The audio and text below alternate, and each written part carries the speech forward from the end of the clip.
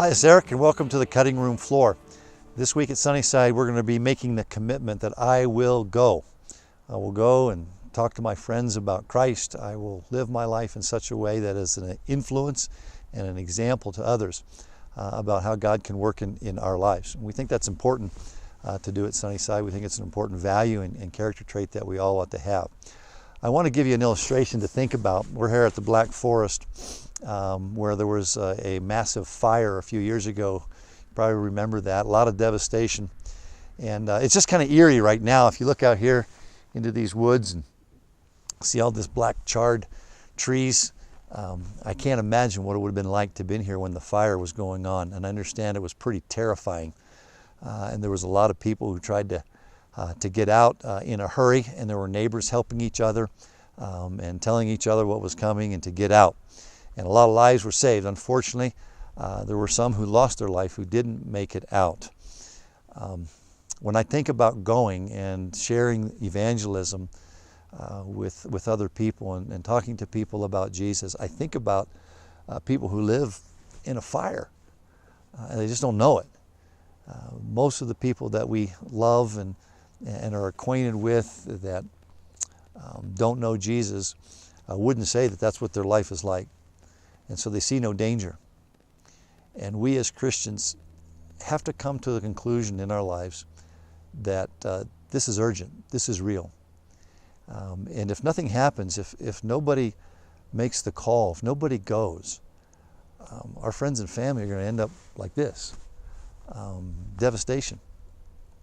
And so there's a scripture that I've been thinking about in regards to the message that we're going to talk about Sunday in the Sermon on the Mount. When Jesus talks about we as his followers have to have certain character traits, and one of those is a character trait of salt.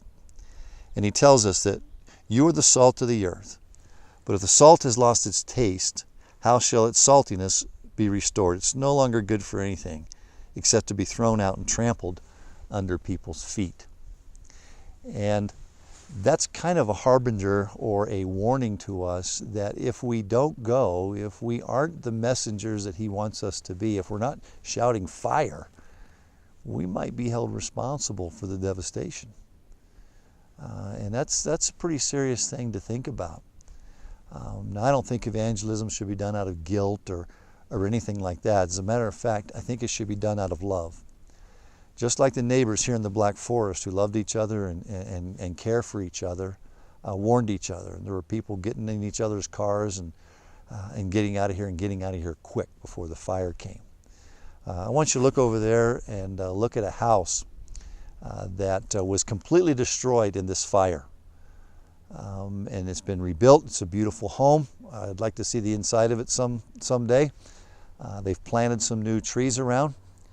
And so in the midst of devastation, new life can come and can happen. And so I think that's what we need to think about and dwell upon. That in the midst of all these burned trees, there is life. There's new trees growing up. The folks out here are rebuilding. And that's what we as Christians can be like. We can be a part of that. People's lives have been destroyed. They've been burnt down.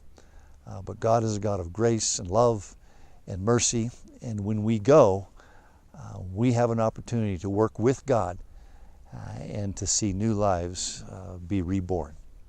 And that is a good thing.